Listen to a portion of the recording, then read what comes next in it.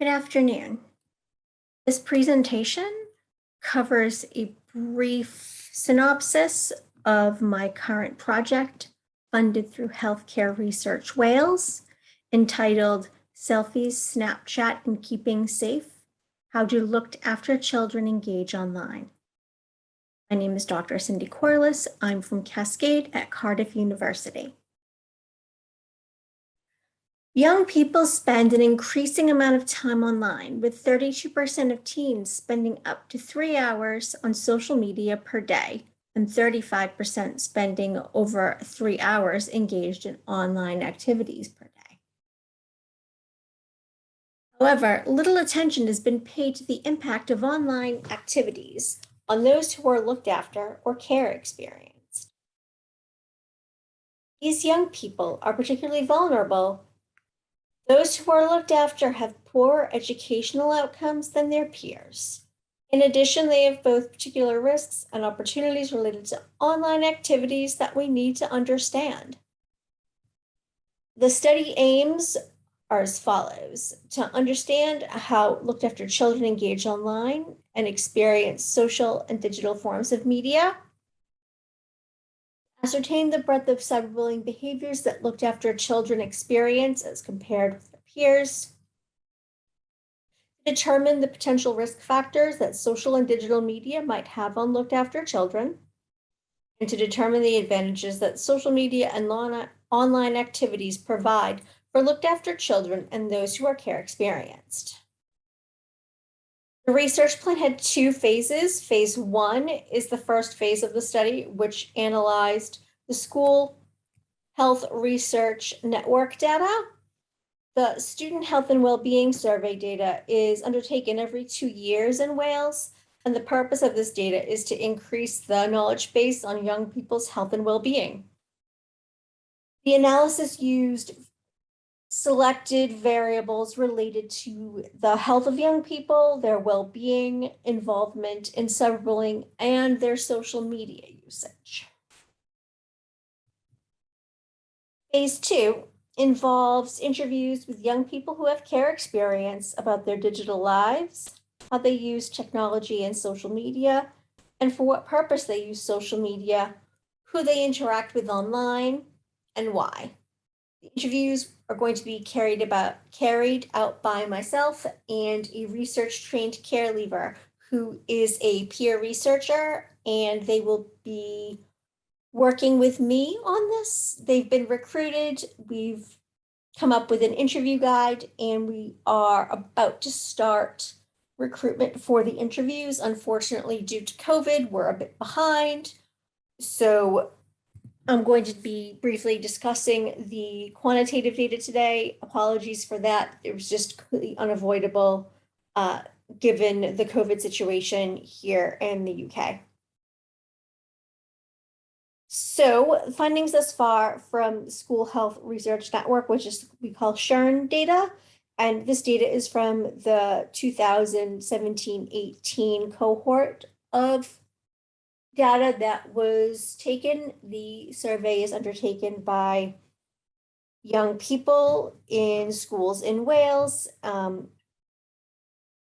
and focuses primarily on those in secondary school. So out of the population of young people who undertook this survey, 1,921 identified themselves as being in care or having care experience.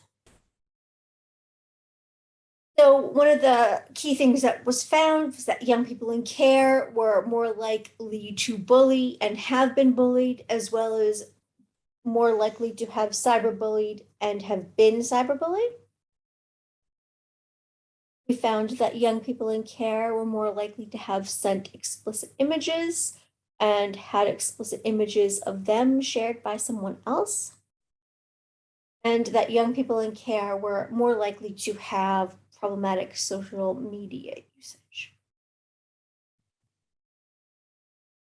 Also found was that young people in care were less likely to have online contact with their close friends and their larger friendship group, primarily that is usually developed within schools.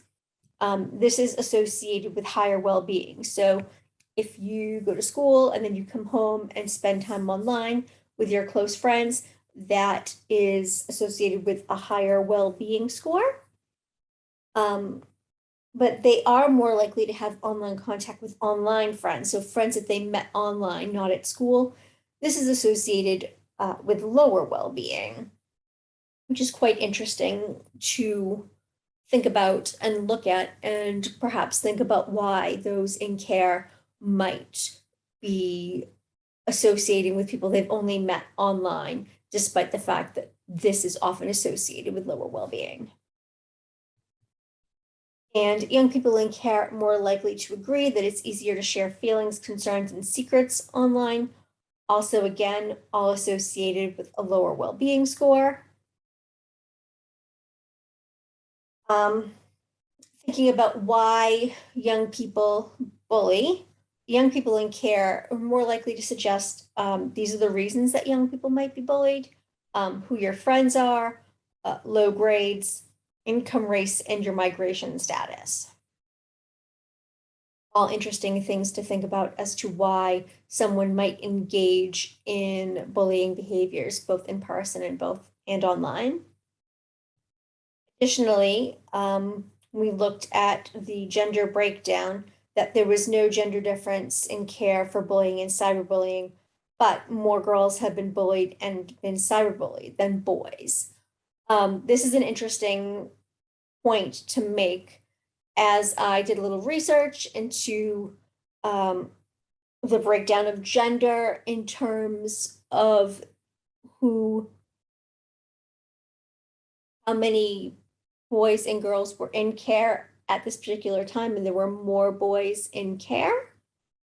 So it's interesting to see that girls were more involved with bullying and cyberbullying. There was no gender difference associated with care experience and sending explicit images, but girls were more likely to have an explicit image shared by someone else. This is quite problematic. It's quite frightening. It's also associated with lower well-being, which is a pretty obvious finding. It was also found that girls in care were more likely to have problematic social media usage than boys in care. There was no gender difference in care between online contact with close friends, a larger friend group, or online friends. And there was no gender difference in care for agreeing that feelings, secrets, and concerns shared easily online.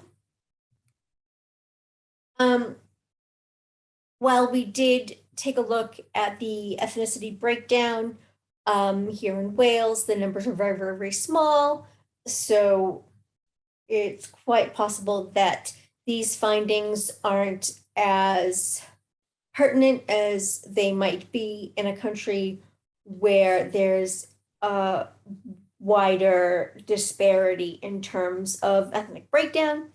So white young people in care are less likely to have bullied and cyberbullied than non-white people, and white people in care were more likely to have been bullied than non-white young people in care, but there was no difference in the likelihood of having been bullied or cyberbullied based on ethnicity. Again, there was no difference in the likelihood of problematic social media usage or having contact with friends, and there was no difference in agreeing that it was easier to share. Probably is going to be an area we're not going to focus on too much, but it was important to mention that we did have a look at it. In terms of year group, young people in care more likely to have bullied others in all year groups, and this increases with age for both in care and not in care. Young people in care were more likely to have been bullied across the year groups, and the likelihood of being bullied increases as young people in care get older. For young people who aren't in care, there's a large increase between year 7 and 8, perhaps due to transitions, and then this decreases as young people get older.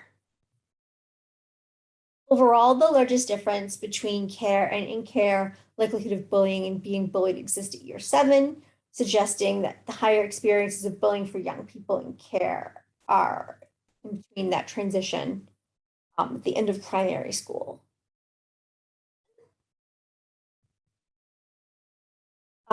Sharing of explicit images increases as young people get older.